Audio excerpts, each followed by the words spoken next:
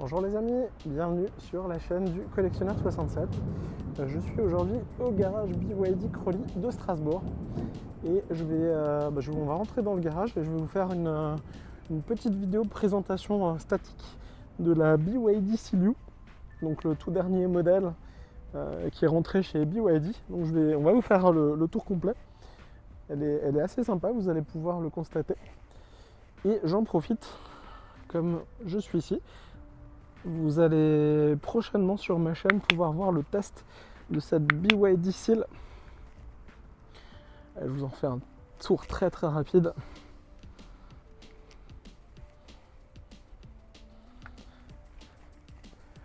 Très sympa en noir.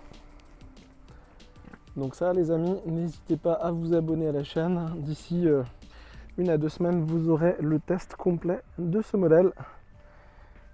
Allez, on va rentrer sans plus attendre dans le garage et on va aller voir la Seal-U.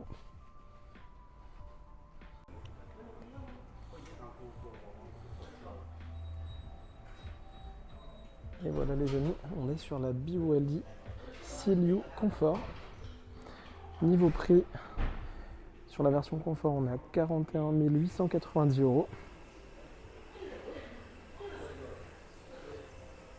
Donc pareil, finition noire.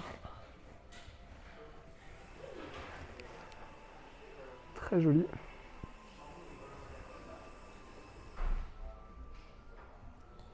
On va aller s'installer à bord ensuite. On va aller regarder ce que ça donne.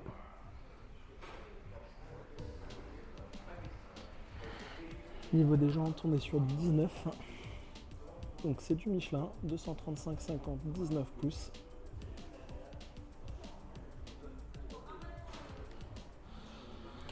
Donc là on est sur un SUV familial, donc il y a de la place. Très joli de l'extérieur.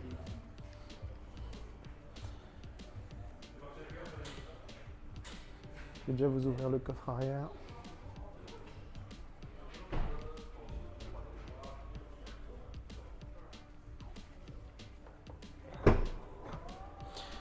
Haillons électrique.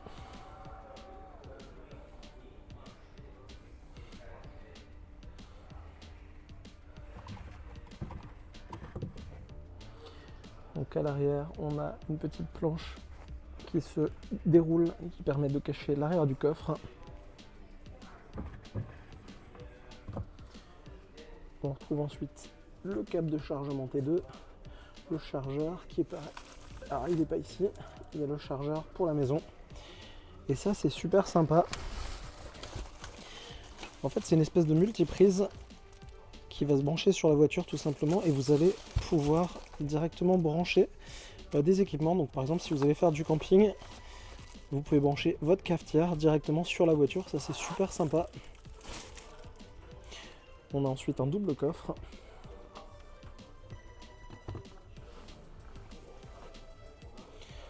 Et là on a tous les éléments en cas de crevaison et le gilet de sécurité. Et donc au niveau du coffre, on a un volume de 552 litres et si on rabat les sièges, on a un volume de 1440 litres. Donc il y a vraiment de quoi ranger pas mal de choses ou déménager, il n'y a pas de souci. Allez, je vous referme le coffre.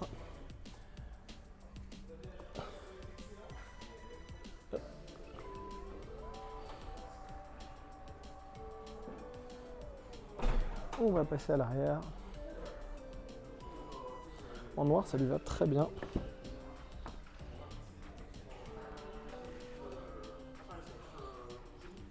Au niveau des contreportes, alors on est sur du cuir et il y a du cuir partout. Et c'est pas du Sky ou autre chose, c'est vraiment du cuir. Donc là, c'est du cuir sur piqûre verte. Les poignées en alu. Le petit seuil de porte BYD en alu, très joli. Et là, on a vraiment beaucoup de place. Et je m'installe. On va fermer. Donc là, on s'aperçoit qu'on a un toit ouvrant vitré panoramique. De base sur toutes les Seal-U. Là, on a des petites lampes tactiles par ici. Très sympa. À l'arrière, on a le réglage, on a la partie ventilation par ici. Et comme vous pouvez le voir en bas, on a 2 chargeurs USB type C, très pratique. Au niveau des sièges, on a un petit vide-poche qui est là, sympa. Et comme vous pouvez le voir, au niveau des pieds, on est vraiment tranquille, il y a de la place. On a un accoudoir central par ici.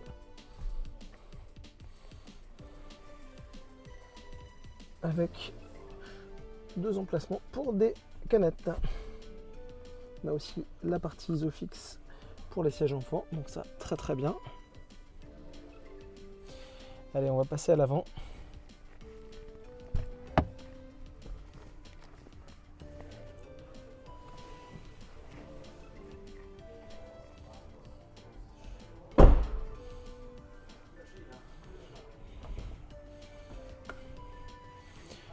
Donc là, au niveau des portes, on a tous les réglages par ici, des rétroviseurs, des vitres, et on a par ici l'ouverture du haillon du coffre. Au niveau des sièges, on a le réglage électrique par ici, on va le reculer. Le seuil de porte en alu, toujours sympa. Et on va s'installer à bord.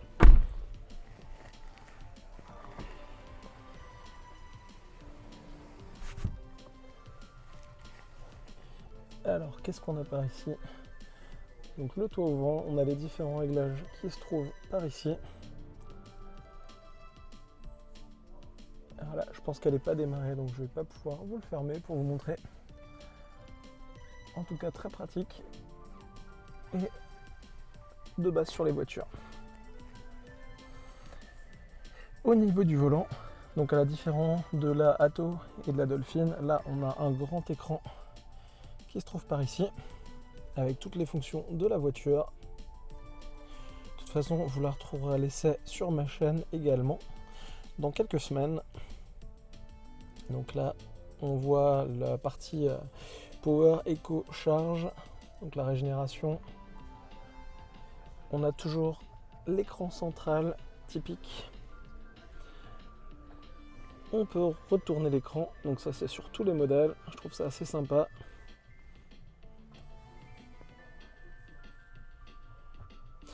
Après, comme d'habitude, on a tout ce qui est siège électrique chauffant de base. On a par ici 2 chargeurs à induction, ça c'est bien pratique également. On a par ici, c'est très joli, c'est en verre, en cristal, je ne sais pas, le sélecteur de vitesse, mode marche arrière, neutre ou drive, le frein de parking, mode de conduite, les modes doivent être ici. La partie start, ça c'est pour la partie autoradio, pour les différents réglages.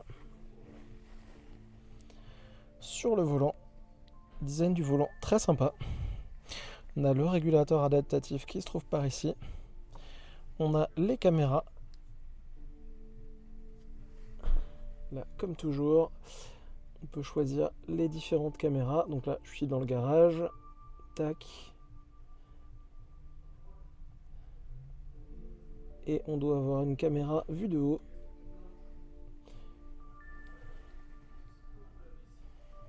La vue 3D, pardon.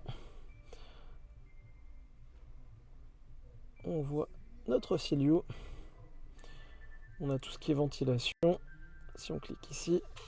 Alors là, comme la voiture n'est pas démarrée, je ne sais pas si j'ai accès à toutes les fonctions. Là, on a les menus ventilation.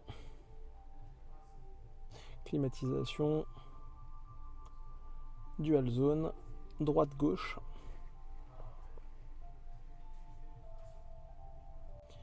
On a également tout ce qui est réglage des lumières ambiantes. De toute façon, je vous ferai un essai bien plus complet sur ma chaîne. Là, on a l'accoudoir central. Ça, c'est assez sympa toujours. Enfin, assez sympa. On ne veut pas s'en servir. On a un brise-vitre et un coupe-ceinture qui est caché par ici en cas de problème. Allez, on va passer côté passager. Alors, on va vous montrer ça.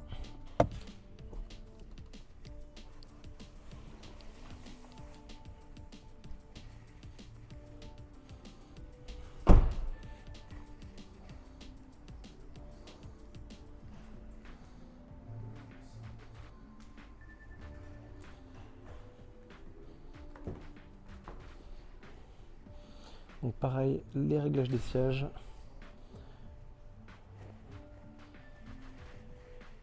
Toujours pas mal de cuir par ici.